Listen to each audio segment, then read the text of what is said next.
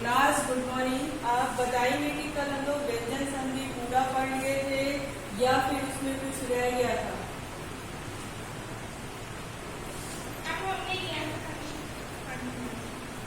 इतना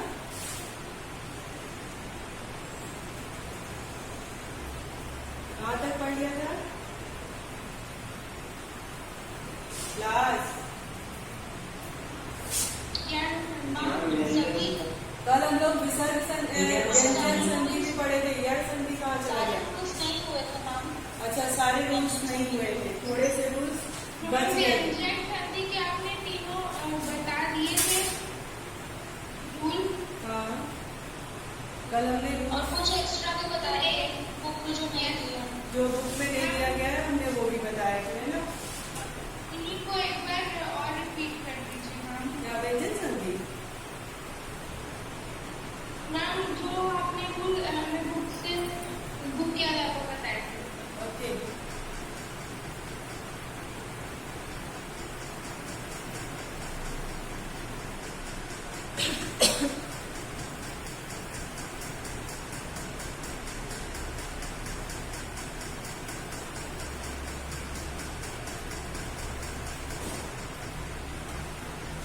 yes class, कल हम लोगों ने व्यंजन संधि पढ़ा था कि व्यंजन संधि कहते किसे हैं। आज हम लोग, मेरी आवाज आ रही है आप लोगों को? ओके, तो आज हम लोग फिर से उसको एक बार रिवीजन करेंगे उसका। ठीक है, तो देखिए व्यंजन संधि के कुल कितने 13 नियम होते हैं। ठीक है, 3 तो मेजर होता है, इम्पोर्टेंट होता है, लेकिन उसके अलावा भी छोटे बड़े करके कम से कम व्यंजन संधि के कुल 13 नियम होते हैं। ठीक है, अब फिर से हम चर्चा करेंगे पहले नियम पे। पहला नियम कहता है कि जब किसी वर्ग के पहले वर्ण यानी क, च, ट, त, प का मिलन किसी तीसरे वर्ण या चौथे वर्ण से या य, र, ल, व, ह से या किसी स्वर से हो जाए।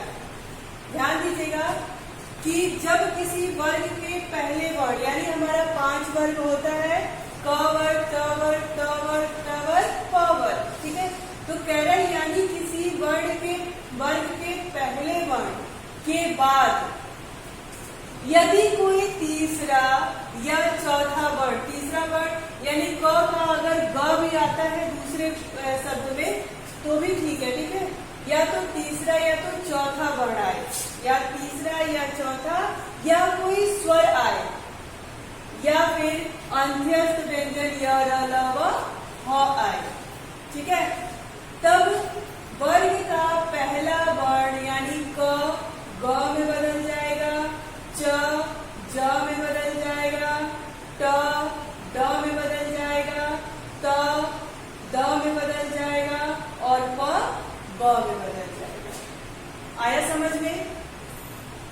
फिर देखिए क्या है कि अगर व्यंजन से स्वर मिलता है, ध्यान दीजिएगा, अगर व्यंजन से स्वर मिलता है तो जो स्वर की मात्रा होगी वो हलंत वर्ण में लग जाएगी।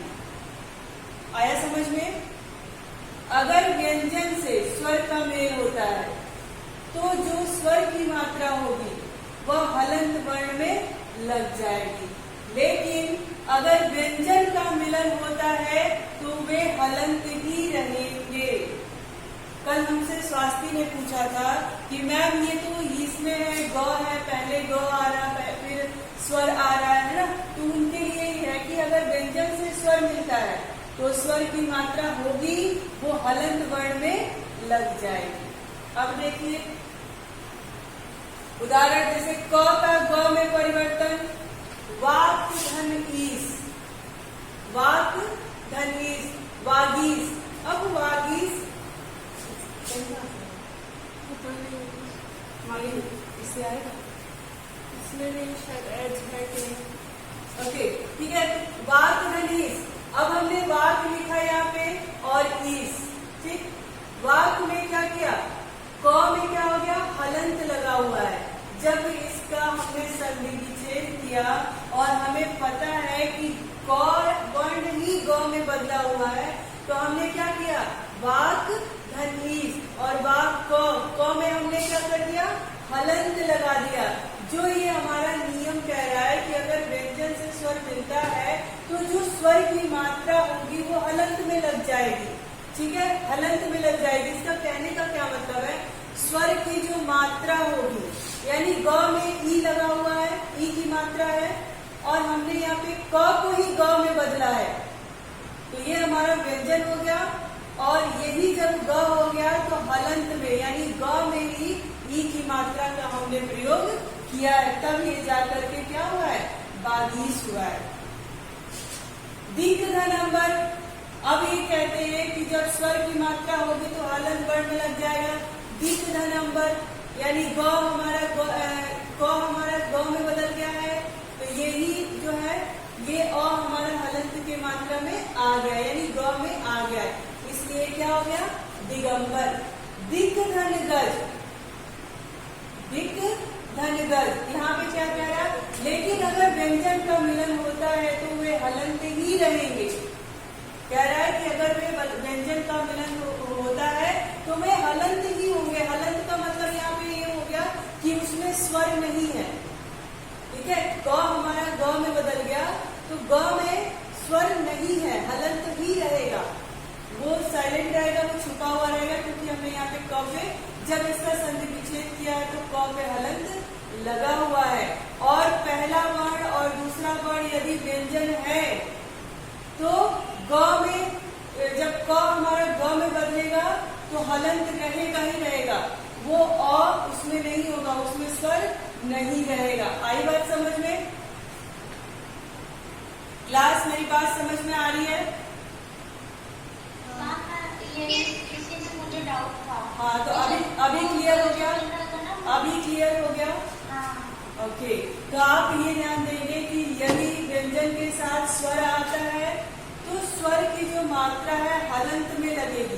ठीक है, हलंत का मतलब सिर्फ हलंत से नहीं है, जो ये वर्ग का पहला वर्ण है वही तो हमारे तीसरे वर्ग में बदल रहा है, तो यानी यहाँ पे हलंत है तो ये हमारा ग हो जाएगा, तो ग पे तो हलंत रहेगा, और ये जो ई है उसी में क्या हो जाएगा, उसकी मात्रा के रूप में प्रयोग हो जाएगा। उसको अगर हमने ग कर दिया तो इसका ये मतलब नहीं है कि उसमें अ स्वर अभी है, ऐसा नहीं होगा, उसको हम मात्रा के रूप में प्रयोग करेंगे। यदि मात्रा नहीं है तो हलंत के रूप में प्रयोग करेंगे, यदि व्यंजन आता है तो। ठीक है, अब देखिए ट का ड में परिवर्तन कैसे होता है। ट का ड, अब आपको पता है कि ये ट ही ड में बदलता है, यानी यहाँ पे षट धन आनंद हो गया। ठीक है, षट धन आनंद, ट पे हलंत लगा हुआ है, और आपको पता है कि ट वर्ग का पहला वर्ण है, पहला अक्षर है, और वो अपने तीसरे वर्ण में परिवर्तन हो गया, यानी ड में परिवर्तन हो गया, तो ये जो आ की मात्रा है ये ड में आके लग जाती है। इसी तरह से ट का ड में परिवर्तन, त का द में परिवर्तन, क का ब में परिवर्तन। नियम पहला समझ में आया आप लोगों को? क्लास, हाँ, अब हम आते हैं, अब दूसरे नियम पे आते हैं। ठीक है, पहला नियम तो हमारा किस तरह से बता रहा है आपको कि वर्ग का पहला वर्ण कैसे तीसरे में बदलता है, और वर्ग व्यंजन के बाद स्वर आता है तो स्वर की मात्राएं किस तरह से हलंत के साथ ही लगाई जाती हैं, और व्यंजन का आता है तो हलंत पे भी वो लग जाता है, ये हमने जाना। अब दूसरे नियम में देखते हैं कि अगर किसी वर्ग के पहले वर्ण, अगर किसी वर्ग के पहले वर्ण क, च, ट, प का मिलन, ध्यान दीजिएगा, क, च, ट, प का मिलन न या म से हो जाता है, न या म से हो जाता है, न या म वर्ण, तो क्या होता है, ड़, अंग, ज, ड़, न, म के साथ हो तो क का अंग, च का ज, ट का ड़, त का न तथा प का म में परिवर्तन, यानी उसके पंचमाक्षर में उसका परिवर्तन हो जाता है। आई बात समझ में? आई बात समझ में? हाँ, यदि वर्ग के पहले वर्ण में क, च, ट, त, प का मिलन न या म से होता अपने पंचमाक्षर में बदल जाता है। उदाहरण में देखिए क का अंग में कैसे परिवर्तन हुआ। दिग्गंध मंडल यानी क में हलंत लगा है तो यहाँ पे अ की कोई गुंजाइश नहीं है, कोई बात नहीं है, ये सिर्फ व्यंजन का वर्ण हो गया है ना। जैसा कि हमें पता है कि व्यंजन वर्ण में यदि हलंत लग जाए तो वो स्वर रहित हो जाता है, ठीक है। तो यहाँ पे भी हमें पता है कि इसमें व्यंजन नहीं है, स्वर नहीं है, ठीक। तो क और क व्यंजन वर्ण के बाद म आया है और नियम में भी यही कहता है कि यदि क वर्ग के पहले अक्षर के बाद न या म आए तो वो अपने पंचमाक्षर में बदल जाता है, ठीक है। तो अब क व्यंजन के बाद म व्यंजन आया है, म आया है तो ये क्या हो गया, क का किस में बदल गया, क का किस में बदल गया, अंग में बदल गया। तो दिग्गंध मंडल यानी क्या आ गया, दिगंडल है ना, दिग्मंडल, ठीक।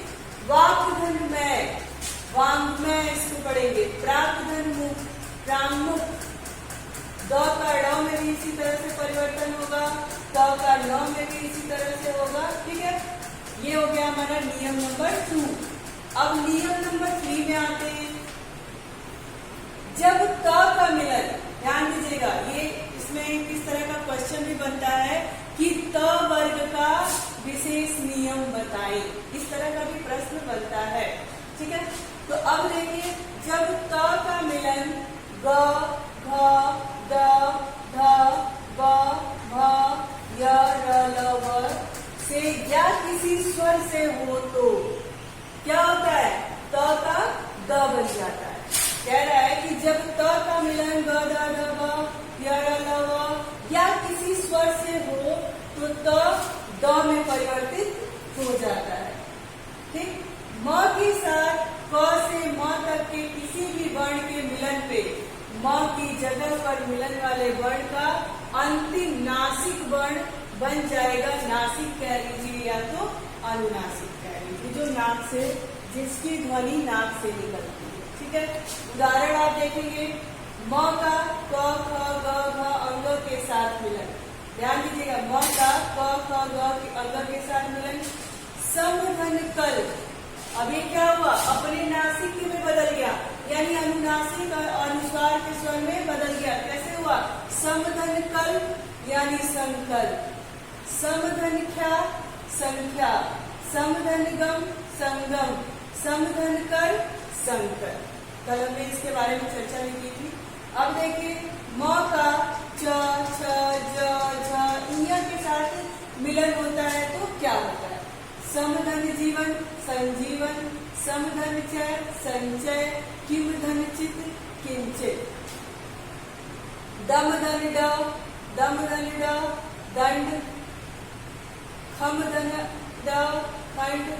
म का, अब देखिए म का तत्वधन के साथ मिलन में क्या होता है, समधन दे संदेह, समधन तोष संतोष, किम धन नर किन्नर, ठीक है। ये आपने सब पढ़ाई था, इसमें कोई दिक्कत नहीं होगी।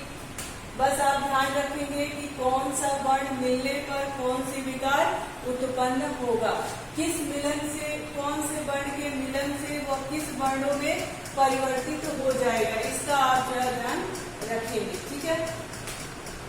कल हम आपको एक ट्रिक नहीं दे पाए थे, थोड़ा सा बिजी हो गए थे, लेकिन आज कोशिश करेंगे कि आपको दे पाए, ठीक है। त का ग, घ, द, ध, ब, भ, म, य, र, व के साथ जब मिलन होता है तो क्या होता है, जगत धन ईस। आपको पता है कि त अपने तीसरे वर्ण में बदल जाता है, तो त किस में बदल गया, द में बदल गया। तो जगत धन ईस, भगवत धन भक्ति, भगवत भक्ति, तद धन रूप, तद्रूप, तदुपद, सतधन भावना, सद्भावना। अब देखिए चौथा नियम क्या कहता है। चौथा नियम कहता है कि त से परे यानी अलग, कह रहा है कि त से परे च या छ होने पर, त से परे च या छ होने पर, च, ज या झ होने पर, ज, द या ठ होने पर, द, ड या ढ होने पर, ड, ड़ और ल होने पर ल बन जाता है, ठीक है। च से परे च या छ होने पर, ज च ज या झ होने पर, ध्यान दीजिएगा इसमें, ठीक है, या ज द या ठ होने पर, ड ड या ढ होने पर, ड और ल होने पर क्या हो जाता है, ल बन जाता है। म के साथ यदि य र ल व श श ह यानी अंत्यस्थ वर्ण और पुष्प वर्ण आते हैं तो किसी भी वर्ण का मिलन होने पर म की जगह पे अनुस्वार ही लगाया जाता है। ठीक है, कह रहा है कि म के साथ अंत्यस्थ वर्ण हो या उष्म वर्ण हो, इनमें से किसी भी वर्ण का अगर मिलन होता है तो वहां पर अनुस्वार ही लगाया जाता है। जैसे समधनवत समवत, तत्धन टीका तट्टिका, उत्धन डयन उड्डयन, समधन स संस।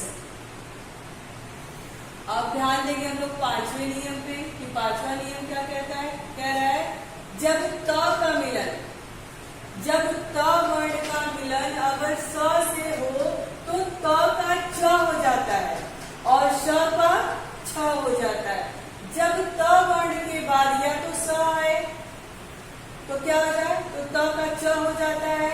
यदि स को छ में बदल दिया जाए, है ना, तो अगर च और स हो तो किसमें हो जाएगा, छ में हो जाएगा।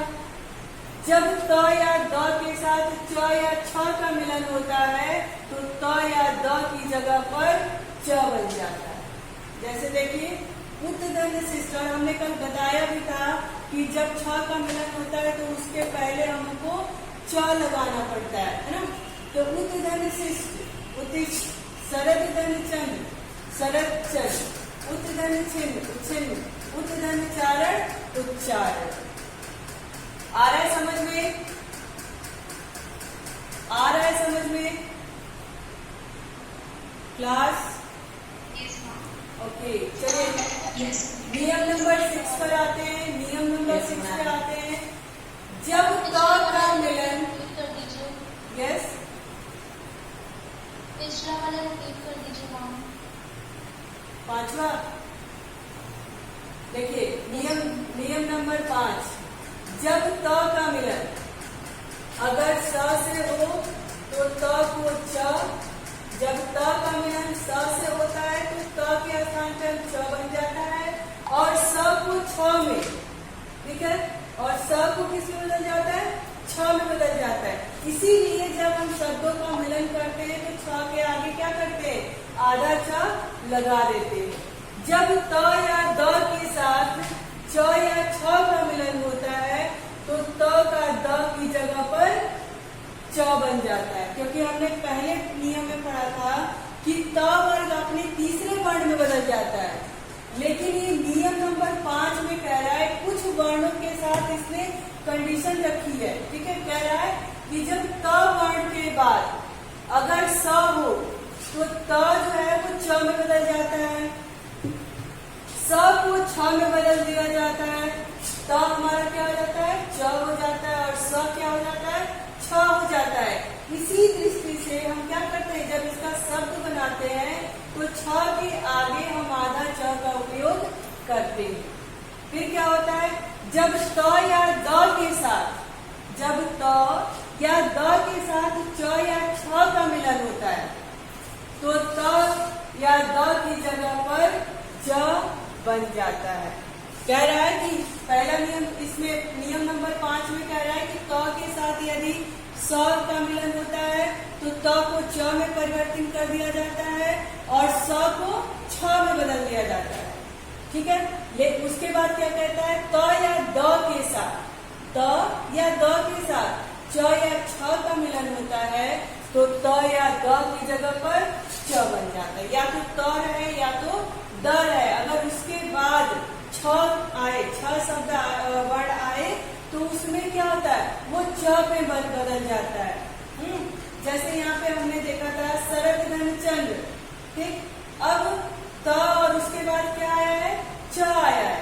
जैसे यहाँ पे कहा है ना कि त या द की जगह पे च आए तो वो च ही बन जाता है। तो शरद धन चंद्र यानी शरद चंद्र। उत्तधन छिन्न, त के बाद छिन्न, ठीक, तो क्या आ गया, उच्छिन्न। उत्तधन चारण, उच्चारण। आया समझ में? यस ओके, नियम 6 के जब त का मिलन ह से हो तो, जब त का मिलन, यहाँ पे देख रहे हैं आप उतधन हरण कह रहा है जब त का मिलन ह से हो तो त किस में बदल जाता है? द में बदल जाता है। ठीक है, जब त का मिलन ह से हो तो किसमें बदल जाता है? उद्धरण ध में बदल जाता है। किसमें बदल जाता है? ह जो है वो ध में बदल जाता है। तो त के स्थान पे द तो हो गया, पर ये जो ह है, ठीक है, ये ध में बदल जाता है। कह रहा है जब त का मिलन ह से हो तो त द में और ह ध में बदल जाता है। जैसे यहाँ पे हुआ है, जैसे यहाँ पे हुआ है उद्धरण हरण। अब ये त हमारा पहले वर्ग, शब्द के पहले वर्ग में जो त आया है, ये त हमारा द में बदल गया और ह किस में बदल गया? ध में बदल गया। इसलिए जब उद्धरण हरण का हमने शब्द बनाया तो ये क्या हो गया? उद्धरण हो गया। क्या हो गया? उद्धरण हो गया। तत्धन हित, ठीक, तद्धित है ना। तो हमने इसमें जो स्वर लगाया उसका उपयोग किया, त को द में बदल दिया और ह को ध में बदल दिया। तो यहाँ पे तत्धन हित का तद्धित हो गया। फिर कह रहा है कि त या द के साथ ज या झ का मिलन होता है। कह रहा है त या द के साथ ज या झ का मिलन होता है, तब त का द की जगह पर ज बन जाता है। पहले में इन्होंने बताया नियम नंबर 6 में कि जब त का मिलन ह से हो तो त का द ह का ध बन जाता है। उसके बाद कह रहे हैं कि जब त या द के साथ ज या झ आए बन जाता है। जैसे सत धन जन, अब ये सत त है, त के साथ हमारा ज बन गया, तो ये त हमारा द में नहीं बदला, ज में बदला। इसलिए यहाँ पे क्या हो गया? ज तो ऐसा स्थिति रह गया, पर ये हमारा त है। जब ये त है तो ये ज बन गया है। जब ज बन गया है तो यहाँ पे आधा ज का उपयोग हुआ है, इसलिए सतजन का सर्जन हो गया। हाँ जी, हाँ बताइए। जब संधि के नियम पहचाने, ये कि हम कौन सा नियम हमें इस्तेमाल करना है, प्रयोग करना है, तो हमें पहले संधि करके देखना होगा ना कि वो। हाँ, आपको जब भी कोई भी पहचानना होगा कि इसकी संधि क्या है, ठीक है, तो आपको सर्वप्रथम उन शब्दों का संधि विच्छेद करना पड़ेगा। और जब आप संधि विच्छेद करेंगे और वर्णों को आपस में जोड़ेंगे